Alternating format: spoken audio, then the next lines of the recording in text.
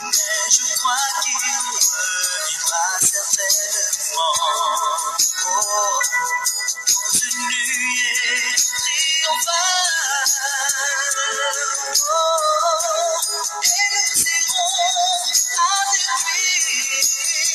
Et c'est là mon espoir. Ce jour-là, nous le verrons.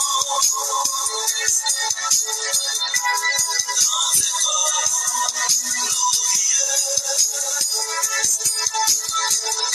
Et l'âme et l'ange le glorifiera. Et avec lui, nous irons. Les gens nous traitent de rêveurs. Qui emmène, c'est la vérité. Mais moi je crois en sa parole. Le rocher de mon âme. Le rocher de mon âme. Notre Dieu ne ment jamais. Ce qu'il a dit arrivera.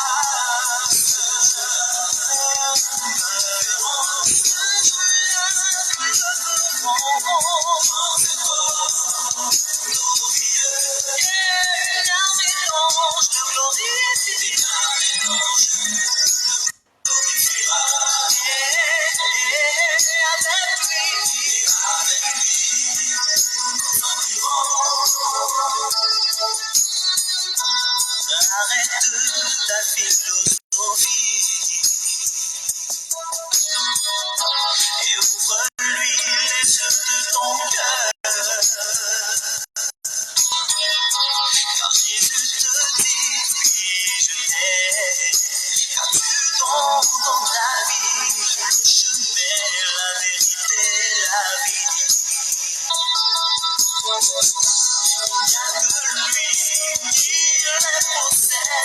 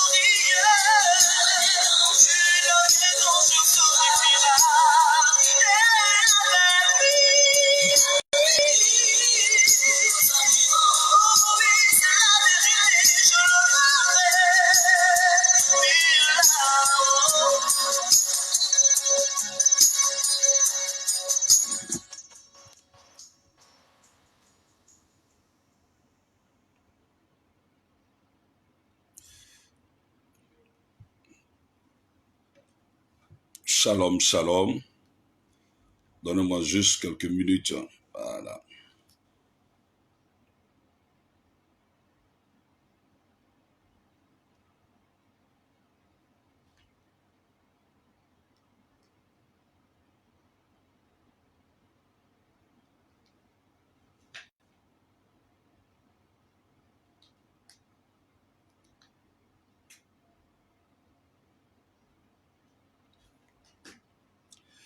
Alors, shalom, shalom à vos bien-aimés frères et sœurs qui sont connectés à ce direct, à cette plateforme dénommée vérité.com. Je salue également tous ces éminents serviteurs de Dieu, servants de l'Éternel également, qui sont connectés à notre direct. Ma prière est que Dieu vous multiplie ses grâces et ses faveurs, que le Seigneur crée en vous un esprit de soif et de faim de la parole de Dieu. De la parole de Dieu.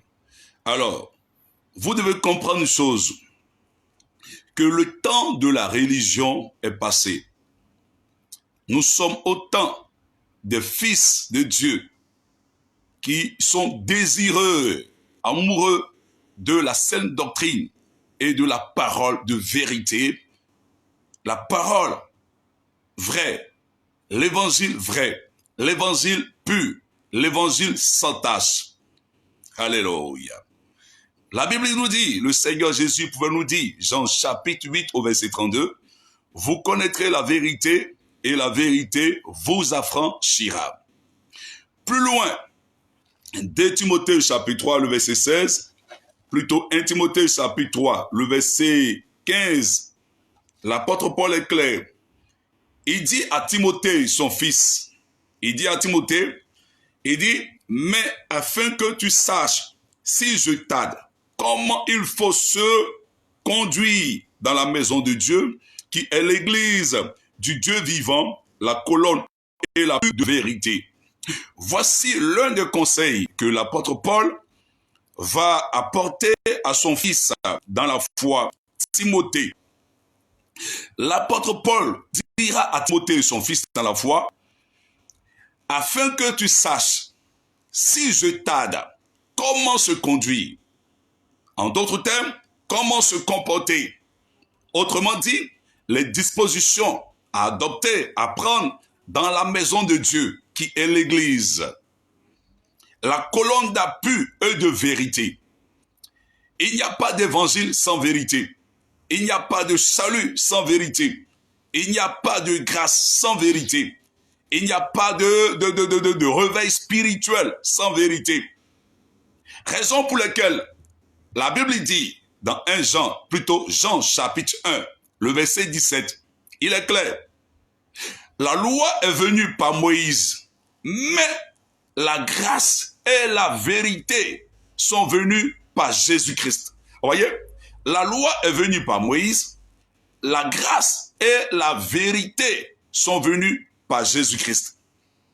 Cela voudrait dire qu'il n'y a pas d'église sans vérité. Il n'y a pas de délivrance sans vérité. Il n'y a pas de miracle sans vérité. C'est pourquoi toujours, Jésus lui-même disait, en vérité, ouais, Jésus insistait sur le mot vérité. Et face à Pilate, il dit, quiconque aime la vérité est de mon parti. Qu'est-ce que Jésus appelle la vérité? La parole de Dieu est la vérité absolue. Voyez? Bien vrai que certains me diront, nul n'a le monopole de la vérité. C'est vrai que nul n'a le monopole de la vérité. Cependant, la parole de Dieu est le monopole de la vérité. Sinon, Jésus lui-même, notre Seigneur, n'allait pas dire, vous connaîtrez la vérité et la vérité vous affranchira. Vous affranchira. Comment pouvez-vous bâtir des églises, transformer des vies, faire des miracles, des guérisons, des délivrances sans la vérité?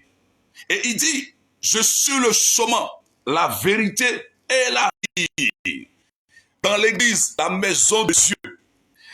L'église qui est la maison de Dieu n'a rien à voir avec la manière dont se comporte le monde.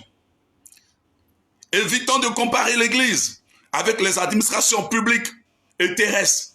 Évitons de comparer l'église avec nos associations de familles. Évitons de comparer l'église avec les directions de soins. J'ai l'impression que les gens commencent à signaler le direct. J'ai l'impression que les ennemis de la vérité sont en train de signaler le direct parce qu'ils sont allergiques à la vérité. Ils n'aiment pas la vérité. Ils ne suivent pas la vérité. Alors, d'où il faut mettre des mystifications.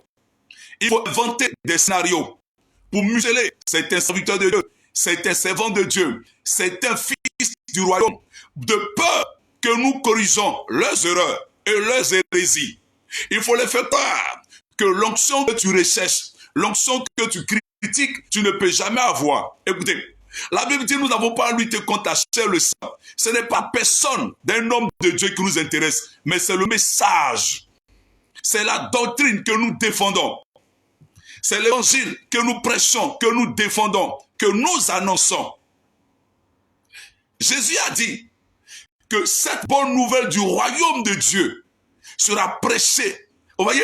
Donc l'évangile est qualifié, est appelé de bonne nouvelle du royaume, ou l'évangile de Christ, ou l'évangile de Jésus-Christ. C'est pourquoi, vous voyez, on met toujours une précision. On vous dit l'évangile de Jésus-Christ, ou bonne nouvelle du royaume.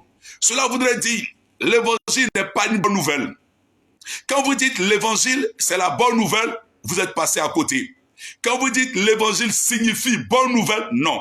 Si ma femme vient de mettre au monde un enfant, c'est une bonne nouvelle. Si je viens d'obtenir un emploi, c'est une bonne nouvelle. Si je viens d'acheter une voiture ou bien quelqu'un m'offre un don de voiture, c'est une bonne nouvelle. Si je viens d'être nommé à un poste ministériel, c'est une bonne nouvelle, mais ce n'est pas l'évangile.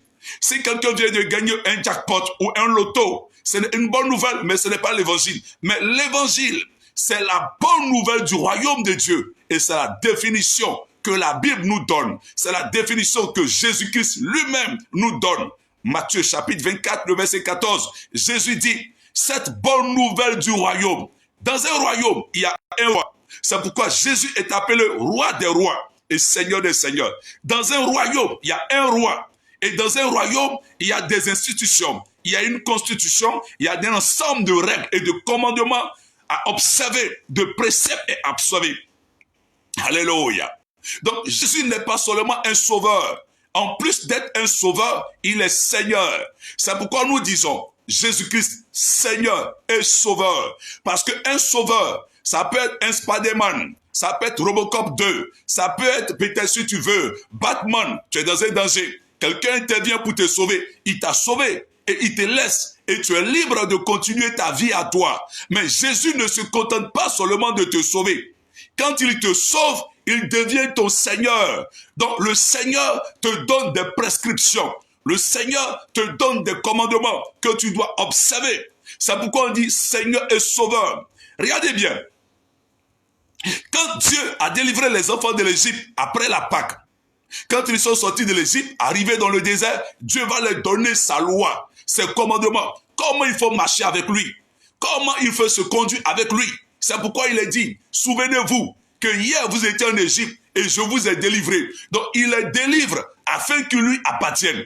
C'est pourquoi l'apôtre Paul dira, vous ne vous appartenez point à vous-même, mais vous appartenez à Christ, car vous avez été rachetés à un si grand prix. Donc le Seigneur ne te délivre pas, il ne te libère pas pour que tu continues de vivre la vie que tu veux. Il te libère pour que tu appartiennes à son royaume, tu lui appartiennes. Et comme il a un royaume qui est bien organisé, qui est bien structuré, il te donne son fonctionnement, il te donne sa constitution. La Bible est la constitution du royaume de Dieu. La Bible n'est pas faite pour les anges. La Bible n'est pas faite au ciel. La Bible est faite pour la terre. Donc Dieu nous donne sa constitution. Comment faire pour que nous puissions hériter dans le royaume de Dieu? Bien aimé, quand vous voulez effectuer un voyage à Paris, en France ou aux États-Unis, vous vous approchez l'ambassade de la France ou l'ambassade des États-Unis en Côte d'Ivoire. Vous partez vous renseigner quels sont les documents afférents à fournir afin de pouvoir obtenir le visa. Afin d'obtenir le visa pour vous rendre en France ou aux États-Unis. On ne se lève pas comme ça pour aller, non. On ne se lève pas comme ça pour aller en France, non. On ne se lève pas comme ça pour aller en Belgique, non. Vous devez vous rapprocher de l'ambassade de ce pays dans votre pays. Et on vous donne les documents, la fiche d'information. Et vous devez fournir un certain nombre de documents afin de pouvoir obtenir le visa pour vous permettre de vous déplacer d'un pays vers ce pays de destination. Donc, la parole de Dieu, la Bible, est la constitution du royaume. La Bible est la constitution du royaume. Nous avons vu récemment, lors de la période électorale en Côte d'Ivoire, Nous avons vu des Ivoiriens et des Ivoiriennes qui ont marché pour protester parce qu'ils ont voulu défendre la Constitution. Or, la Bible dit, tout passera, même la Côte d'Ivoire passera, et tout sera détruit. Jésus dit, il ne restera pas pierre sur pierre qui ne sera pas détruit. Alors, si les nations vont passer et les gens peuvent risquer leur vie pour défendre une constitution humaine, à plus forte raison, la parole de Dieu. Combien de personnes aujourd'hui qui se lèvent et pour défendre le royaume de Dieu, pour défendre les Écritures, pour défendre la parole de Dieu, ils sont peu. Parce qu'aujourd'hui, certaines églises sont devenues comme des sociétés, sont devenues comme des entreprises, d'un certain nombre de personnes qui sont qualifiées de gourous. Donc il faut coûte que coûte défendre l'image de ces gourous ou de ces leaders au détriment de la parole de Dieu, au détriment de Jésus-Christ, qui est le chef, le consommateur de la foi, qui est la tête, le chef de l'église. Donc on préfère défendre notre image, défendre notre credo, défendre notre dénomination, défendre notre business, même s'il faut piétiner la parole de Dieu, même si notre leader est dans l'erreur, on s'en fout. C'est notre leader, c'est notre bishop. Vous allez tuer beaucoup de pasteurs en agissant ainsi. Nous avons vu récemment, lorsque un pasteur disait « Jésus n'est pas le Christ, que Jésus est devenu le Christ », nous nous sommes levés, nous avons corrigé, nous avons interpellé pour dire « c'est pas vrai ». Ce n'est pas ce que la Bible dit, mais nous avons vu des suiveurs, des fils spirituels de ce pasteur qui ont osé, qui prétendaient que c'était un réma, qui prétendaient que le niveau était trop élevé pour nous, que nous étions des bébés spirituels. Donc on ne peut pas comprendre. Vous voyez, c'est de la prétention. On soutient dans la bêtise, on soutient dans l'erreur, parce qu'aucun d'entre eux n'a l'esprit de Dieu pour vérifier la parole. Ils sont tous des suiveurs, ils sont tous des fanatiques, et non des gens qui aiment le Seigneur. Alléluia. Sortons du fanatisme. Sortons du fanatisme, de l'esprit de suivisme moutonnier. Vous n'êtes esclave de personne. Avant de rentrer et de vous montrer la vidéo, je parle ici avec les preuves. Le problème aujourd'hui que les gens ont, lorsque certains leaders commettent des erreurs bibliques, doctrinales, et que ça se retrouve sur la place publique, sur les réseaux sociaux, bien aimé, partagez. Partagez et mettez des cœurs. Les cœurs, ce n'est pas pour me faire plaisir, mais c'est pour éviter que le direct soit signalé et soit bloqué. Je vous demande en toute humilité de mettre des cœurs et de partager. Vous comprenez, comme je le disais tantôt? Donc, on refuse de voir la vérité. Mais qu'est-ce que Paul va nous dire? Paul va nous dire ici, à son fils Timothée. Paul dira à Timothée ici, Paul dira à Timothée, 1 Timothée 4, verset 16. 1 Timothée 4, le verset 16. L'apôtre Paul dit à Timothée, veille sur toi-même et sur ton enseignement. Persévère dans ces choses. Car en agissant ainsi, tu te sauveras toi-même et tu sauveras ceux qui t'écoutent. Telle est l'exhortation que Paul donne à Timothée. Il dit, veille sur toi-même, veille sur ton enseignement, veille sur toi-même et veille sur ton enseignement. C'est alors, tu te persévère dans ces choses. C'est alors, tu te sauveras toi-même et tu sauveras ceux qui t'écoutent. Ça veut dire quoi? Un prédicateur peut égarer des gens.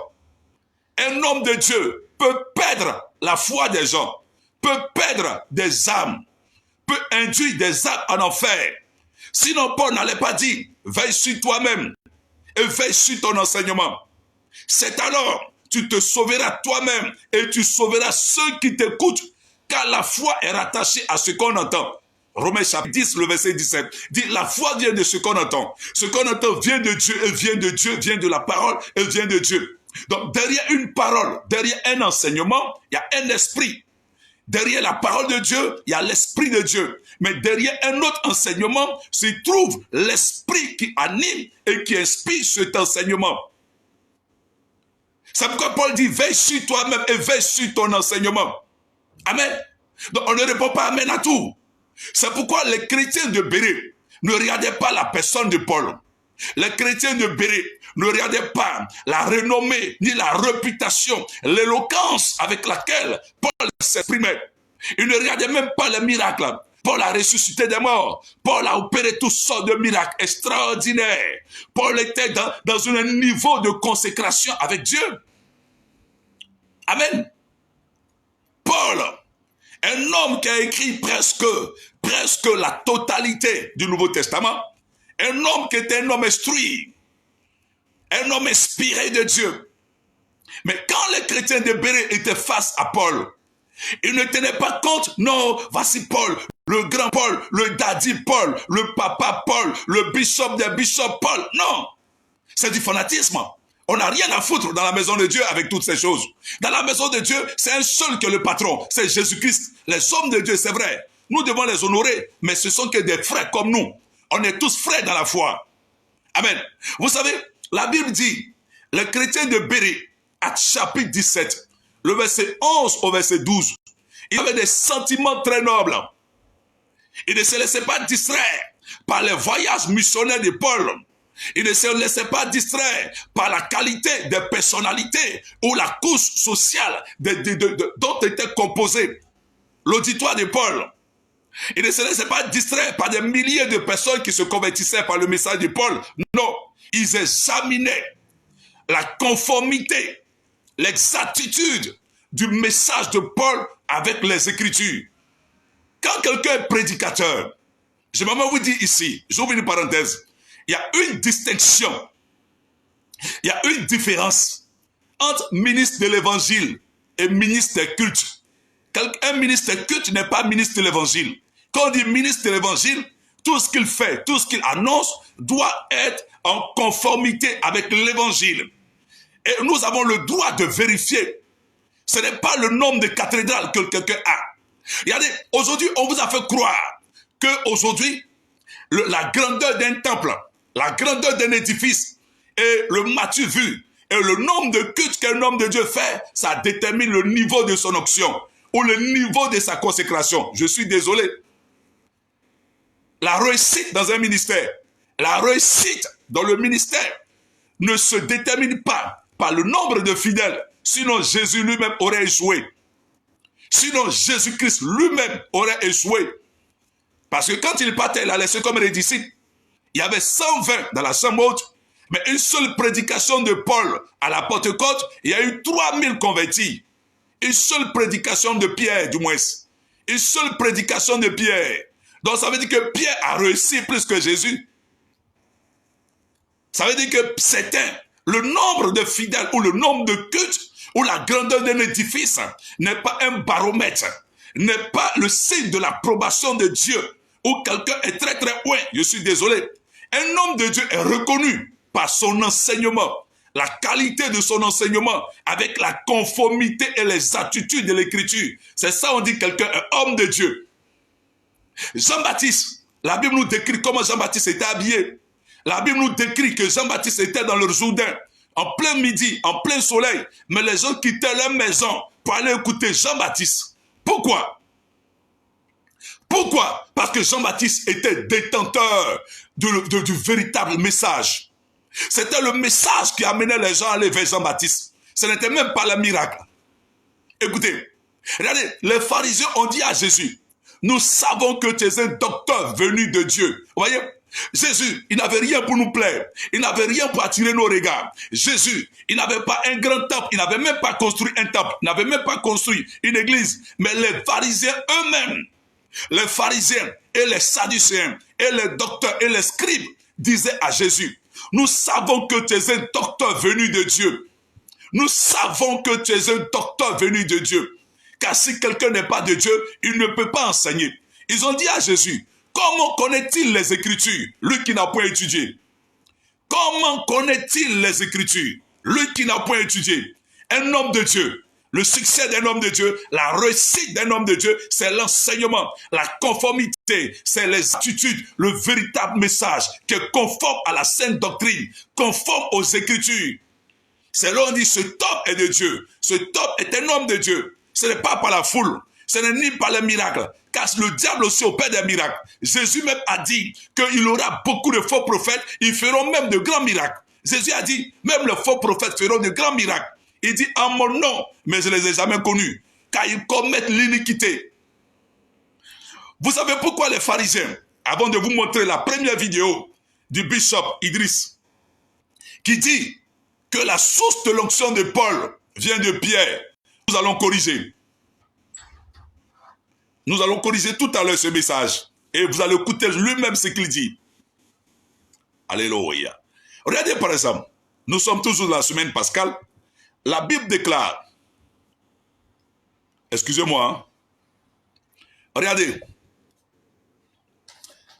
par exemple, les pharisiens ont préféré Barabbas à Jésus. Vous savez pourquoi? Pourquoi les pharisiens et les juifs ont demandé à Pilate, relâche Barabbas? Pas parce qu'ils aimaient Barabbas, non. Pas parce qu'ils aimaient Barabbas, pas parce que Barabbas était gentil. Nous connaissons tous l'histoire de Barabbas, plus ou moins. On dit Barabbas était un brigand, était un criminel. Barabbas faisait des séditions. Barabbas était un voyou. Mais les pharisiens, les juifs ont préféré la libération de Barabbas à Jésus-Christ. Pourquoi? Parce que pour les juifs et les pharisiens, Jésus était un faux prophète et qui blasphémait et qui se faisait passer pour le Fils de Dieu, alors qu'il ne savait pas que Jésus était vraiment le Fils de Dieu. Mais pour les pharisiens, Jésus était un faux prophète. Or, dans la pensée des pharisiens, dans la pensée des fils d'Israël, même dans la loi de Dieu, Dieu dit on ne devait pas laisser vivre un faux prophète. Dans l'Ancien Testament, on devait lapider un faux prophète. On devait lapider toute personne qui venait au nom de Dieu dit des choses que Dieu n'a pas dit. On devait lapider cette personne. Donc, cette personne devait être lynchée à mort. Vous voyez? Donc, pour les pharisiens, Jésus, en tant que faux prophète, mérite la mort. Parce qu'il blasphémait contre Dieu. Il se fait égal à Dieu. Il se fait passer pour Dieu. Or, Jésus lui-même dit, Matthieu chapitre 10, le verset 28, ne craignez pas ceux qui peuvent tuer le corps, qui ne peuvent pas tuer l'âme, mais craignez plutôt celui qui peut tuer le corps et l'âme. Or, Barabbas en tant qu'un brigand, il peut tuer le corps, mais il ne peut pas tuer ton âme. Un sorcier peut tuer ton corps, mais il ne peut pas tuer ton âme. Donc, un faux prophète et un faux docteur sont plus dangereux que des sorciers, sont plus dangereux que des magiciens, sont plus dangereux que des brigands et des criminels. Parce qu'un sorcier, un faux prophète, un faux docteur va te donner un faux enseignement. Or, l'enseignement vise à nourrir l'âme. L'enseignement concerne l'âme. L'enseignement peut t'amener à l'enfer parce que tu as cru à un faux message. Voilà pourquoi Jésus dit, mais craignez plutôt celui qui peut faire perdre. Donc, allons à un autre aspect de ce message. Voilà pourquoi les Juifs ont préféré Barabbas à Jésus. Parce que Barabbas, il peut peut-être les tuer. Mais Barabbas ne peut pas les envoyer à l'enfer en égarant leur âme, en perdant leur âme par de faux enseignements. Amen. C'est une parenthèse. Donc, au lieu de vous apprendre à nous, ce n'est pas à nous que vous devez vous apprendre. Ce n'est pas contre nous ou après nous, vous devez vous fâcher. Non. Mais c'est après ceux qui prêchent un évangile tordu. Après ceux qui tordent le cou à la parole. Qui vous disent des choses et ils sont incapables de vérifier par les Écritures. Écoutez, la parole qui vient d'un homme de Dieu ne vient pas forcément du Saint-Esprit. Ne vient pas forcément du Saint-Esprit. C'est pourquoi vous devez toujours vérifier les Écritures. C'est pourquoi vous devez toujours examiner les Écritures. Ne vous laissez pas distraire par le nombre de voitures, par le nombre d'assemblées, par le nombre de cathédrales, par le nombre de basiliques qu'un homme de Dieu a. Vous comprenez? La Bible vous parle de Elimas, le faux prophète, chapitre 13. On vous parle d'un faux prophète magicien, Elimas, et il s'appelle Bar-Jésus. Écoutez, ce n'est pas tous ceux qui disent Jésus, Jésus, qui parlent du vrai Jésus. L'apôtre Paul est clair. L'apôtre Paul dit dans 2 Corinthiens chapitre 11 au verset 4 que plusieurs vous prêchent un autre Jésus. Le nom de Jésus, il y avait plusieurs personnes dans la Bible. Dans le nom de Jésus. Donc ne pensez pas que tous ceux qui disent Jésus sont vraiment, ils parlent vraiment du vrai Jésus. De quel Jésus est-il question? De Jésus qui est mort, qui est ressuscité? Point d'interrogation. De quel Jésus quelqu'un fait des miracles? Au nom de quel Jésus? Parce que pour reconnaître la source de l'onction d'un homme de Dieu, écoutez, quel est le message? Quel est son témoignage? Quel est le message qu'il prêche? Quelle est sa doctrine? Les deux éléments vous permettront de connaître la source de son onction. Sinon, tout le monde peut utiliser Jésus. La Bible dit, Paul est clair, 2 Corinthiens 11 au verset 4, il dit, plusieurs prêchent un autre Jésus, un autre évangile, avec un autre esprit. Quelqu'un peut utiliser la Bible et prêcher avec un autre esprit, pas avec le Saint-Esprit. Les sorciers utilisent la Bible, les francs-maçons utilisent la Bible, les sectes pernicieuses utilisent la Bible, les gnostiques utilisent la Bible, la Kabbale utilise la Bible. Donc ne pensez pas, tous ceux qui parlent de Dieu viennent forcément de Dieu. C'est pourquoi vous devez vérifier tout à la lumière des Écritures. Pas dans un esprit de fanatisme, pas un esprit d'idolâtrie. Vous devez vérifier. Vous devez vérifier. Ne vous laissez pas distraire par le nombre de fidèles, le nombre de cultes. Vous devez vérifier. Ne vous laissez pas distraire parce que des autorités, des politiciens, des députés, des magistrats prient. C'est un homme de Dieu. Non, ne vous laissez pas distraire. La Bible dit, la Bible déclare que Élimas, le faux prophète, il s'appelait Bar-Jésus. Le faux prophète avait des autorités. La preuve, le proconsul, c'est juste. Le proconsul était peut-être l'un de ses fidèles. Lisez Actes chapitre 13. La Bible précise que le faux prophète Bar-Jésus, il priait même pour les autorités en son temps. Certainement qu'il avait la foule, il avait des multitudes avec lui, il avait des voitures, si c'était en notre temps. Vous allez voir des voitures qui garent. Quand il fait le culte, vous allez voir des personnalités. Mais la Bible dit, c'est un faux prophète, un magicien. Quand bien qu'il s'appelait Bar-Jésus, il utilisait aussi le nom de Jésus. Mais l'apôtre Paul était rempli du Saint-Esprit. Le chrétien d'aujourd'hui, ils sont friands de miracles. Ils n'ont pas de discernement. Ils sont emportés par la séduction, par les matu-vues, les bling-bling, la mystification. Ils disent amen à tout. Oh, Dieu lui-même vous dit, examinez toutes choses et retenez ce qui est bon. Oh, Dieu lui-même vous dit, éprouvez les esprits et n'ajoutez pas foi à tout esprit, mais vous répondez amen à tout. Quand on parle, tu es jaloux. Quand on parle, tu es aigri. Quand on parle, toi-même, où est ton église? Toi-même, tu as combien de fidèles? Toi-même, là, hein, tu es arrivé où? L'autre en avance sur toi. La parole de Dieu, ce n'est pas une histoire d'avance. La parole de Dieu, ce n'est pas la réussite matérielle. Le ministère, c'est un sacrifice et non la réussite matérielle. Et Dieu fait grâce à qui il fait grâce. Mais la doctrine, on ne peut pas accepter qu'on trompe les âmes du Seigneur. Jésus est mort à 33 ans pour sauver des âmes. On ne peut pas permettre à n'importe qui de venir tordre le cou à la parole. Le temps de la religion est passé. C'est le temps des fils de Dieu où nous allons examiner tout ce qui est enseigné, tout ce qui est prêché. Nous allons vérifier, nous allons corriger. Souffrez avec moi. Je vous montre la première vidéo. Quand tu es un homme de Dieu, tu es un personnage public. Et quand tu mets des enseignements sur les réseaux sociaux, tu dois donc souffrir qu'on donne notre avis, notre point de vue. Nous examinons, nous donnons notre position avec la parole de Dieu. Si quelqu'un prêche et qu'il y a des hérésies, nous ouvrons la Bible et nous corrigeons. S'il y a des hérésies, car la Bible dit, 2 Timothée 3, chapitre 16, que toute écriture est inspirée de Dieu, utile pour enseigner, utile pour convaincre, utile pour corriger et utile pour instruire. La parole de Dieu dit que même la parole de Dieu est utile pour corriger. On corrige quoi? On corrige des erreurs. On corrige des hérésies. On corrige. Mais pourquoi corriger là? Vous ne supportez pas. Pourquoi le côté corriger là? Vous ne voulez pas attendre. Quand on corrige, tu es qui pour juger? Tu es qui pour parler de l'autre? Il faut laisser pour l'autre, il faut faire pour toi. Écoutez, l'église là, c'est pas business. L'église là, c'est pas business. La Bible dit l'église est le pouce de Jésus-Christ. Donc toute personne qui dit des choses qui concernent l'église, si ce n'est pas vrai que c'est sur la place publique, souffrez que nous allons nous prononcer. Souffrez que nous nous prononçons en ouvrant la Bible. Maintenant, si vous avez des avis contradictoires, ouvrez la Bible, toute version biblique, et vous venez nous confondre. Parole contre parole. Vous devez étayer, appuyer votre argumentation par la parole de Dieu. Nous voyons. Ici, nous ne défendons pas un homme. Nous allons voir la première vidéo. Je vous montre la première vidéo. Et vous et moi, nous allons analyser. Sortez du fanatisme.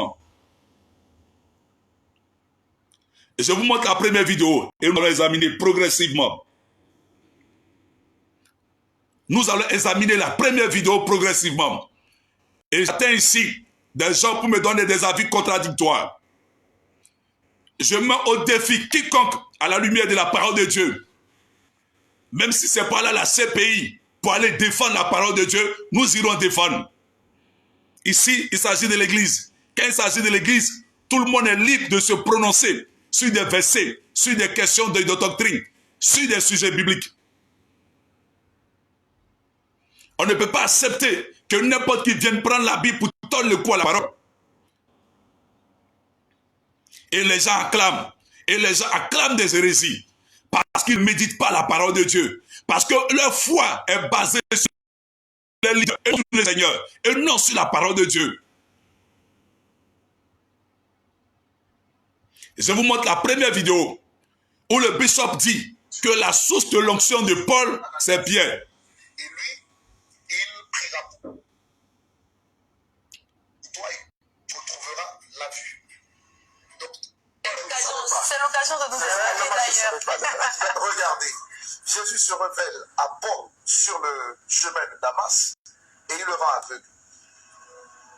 D'accord? Il lui dit, tu vas trouver qui à Damas? Ananias. Et lui, il priera pour toi et tu retrouveras la vue. Donc il part, il trouve Ananias. 3 jours après, Ananias lui ouvre les yeux. Et la Bible dit qu'Ananias lui impose les mains et il reçoit l'esprit.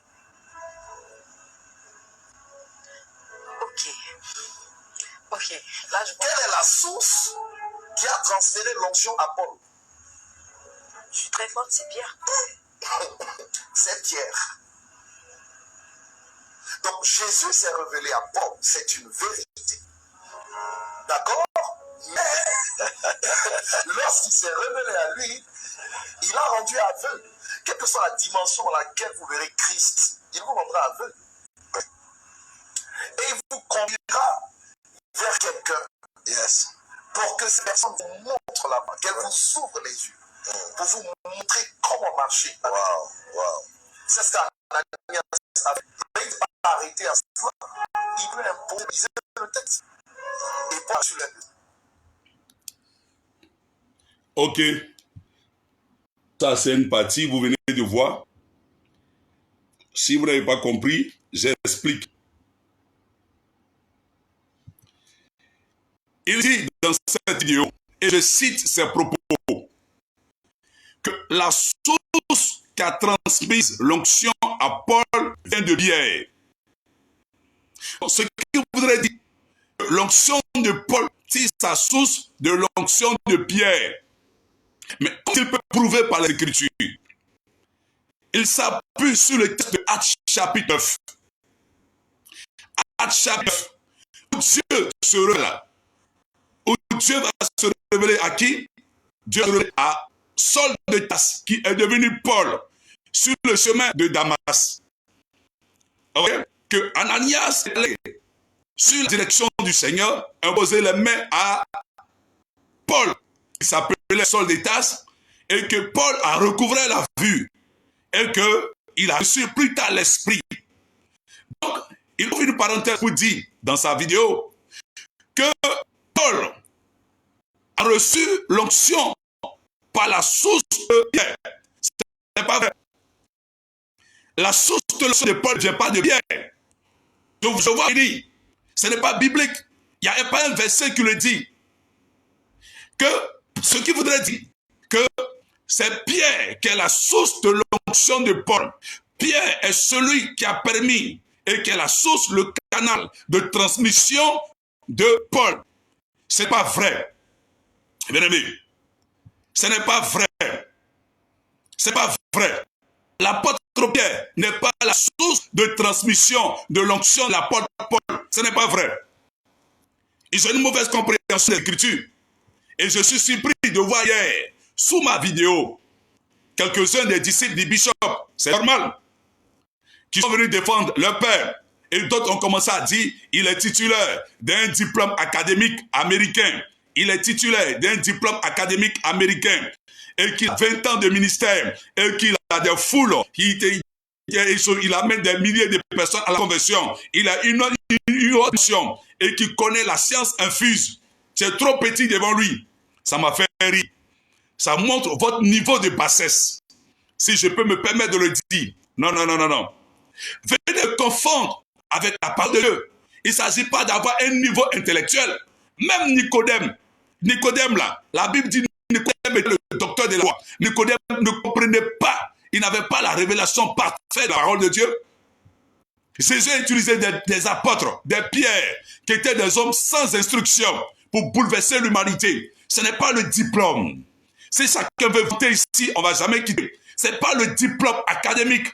Même le parcours scolaire, ou la maîtrise, la licence, le PhD, le DEA, le doctorat, ce n'est pas ça qui fait un prédicateur.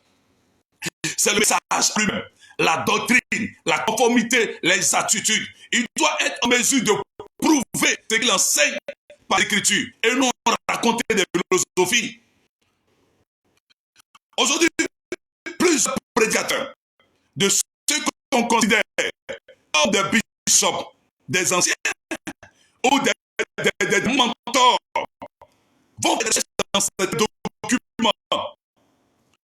Et quand tu vois que ces documents s'apparentent à la Bible, comme le Rang dit, ils disent que ce sont des rémas. Ils sont influencés par l'esprit de réma.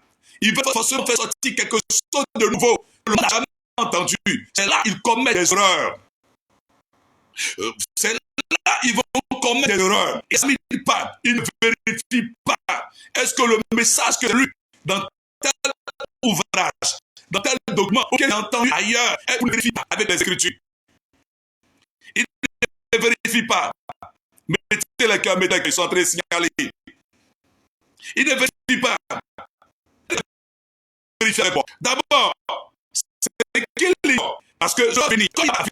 Comme il n'a pas fait ce que je l'ai dit, parce qu'aujourd'hui, plusieurs se disent, comme quand vous prenez Actes chapitre 7, Actes chapitre 8, lorsque Philippe, l'évangéliste, annonçait l'évangile dans certaines contrées, qui avait des conversions, on appelle les gens qui venaient un peu les mains. Donc, dans l'entendement de certaines personnes, ils se disent automatiquement que Pierre était celui qui imposait les mains à tout le monde pour recevoir le Saint-Esprit. Ce n'est pas vrai. À la Pentecôte, Pierre n'a pas imposé les mains à qui que ce soit. À la Pentecôte, il y avait 120 disciples. Il y avait même des femmes. Tout le monde a reçu le Saint-Esprit à Pentecôte au même titre. Les femmes ont reçu au même titre que Pierre. Ils ont parlé en langue au même titre que Pierre. Les femmes ont parlé en langue au même titre. Donc l'apôtre Pierre n'est pas celui qui imposait les mains aux gens avant le Saint-Esprit. Mais il y a eu des traits pour finir. L'évangile est arrivé dans c'est alors, ce n'était même pas forcément parce qu'ils sont pour le Saint-Esprit, mais c'était pour que Pierre vienne et aussi soit les bases. Amen. Donc ne pensez pas, n'acceptez pas tout message vous dit que Pierre était celui qui a posé les gens. Dans la réflexion, il y a une conclusion à dire. Philippe a invité Pierre dans Actes chapitre 7, Actes chapitre 8, et que Pierre est venu imposer les mains. Donc, la décision est que c'est tellement que c'est Pierre qui a imposé les mains à Ananias. Donc, si Pierre a imposé les mains à Ananias, et que c'est Ananias qui a imposé les mains à Paul, donc ça veut dire que de manière mathématique, donc ça veut dire que c'est la source de vient de Pierre. C'est pas vrai. Nul qui a imposé les mains à Ananias pour dire que la source de l'onction vient de Pierre. C'est pas vrai. Vous ne pouvez pas le prouver. C'est pas vrai. Mettez-le que ça signale. Il signale très, très fort la vidéo. La vidéo est fortement signalée, est fortement attaquée. On a cette vidéo. Mettez le cœur, bien aimé, mettez le cœur. Mais ils sont en train d'attaquer sérieusement le direct. des personnes même qui sont plus même son. Mettez bien aimé. Vous ne mettez pas pour faire plaisir le cœur. Mettez le cœur. Mettez le cœur, s'il vous plaît. Mettez le cœur. Ils sont en train de signaler sérieusement la vidéo. Écoutez. Donc vous comprenez, c'est vrai. Ce n'est pas vrai. La source de l'onction de Paul ne vient pas de Pierre. C'est vrai. C'est pas vrai. Mais quelque chose qui n'est pas vrai, c'est faux. Quelque chose qui n'est pas faux, et qui est faux, c'est un mensonge. Ce n'est pas vrai. N'acclamez pas tout. Ne dites pas amen à tout. Mettez le cœur. Ils sont décalés la vidéo au point que certaines personnes n'entendent pas.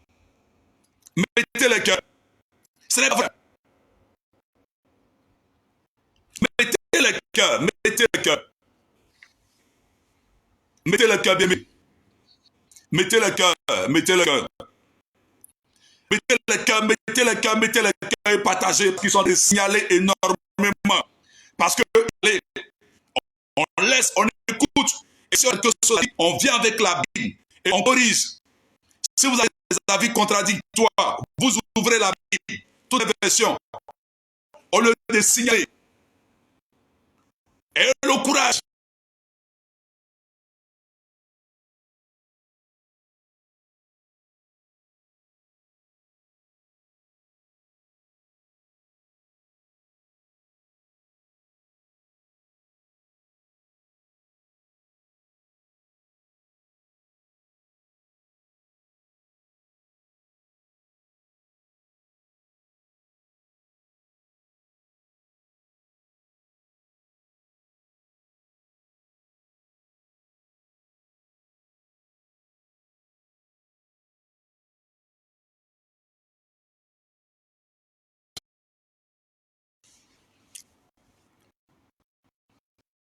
Vérifiez la qualité.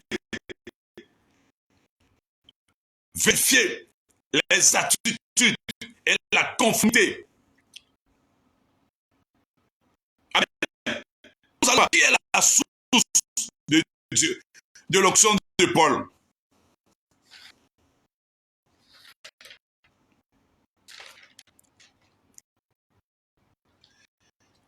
Dans la Bible, il y a eu Ananias. Il y a eu 3 Ananias. 3 personnes qui ont porté le nom de Ananias.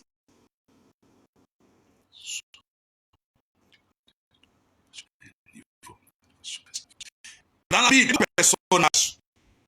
3 qui ont porté le nom de Ananias. Et Ananias dit, celui à qui était amené gracieusement.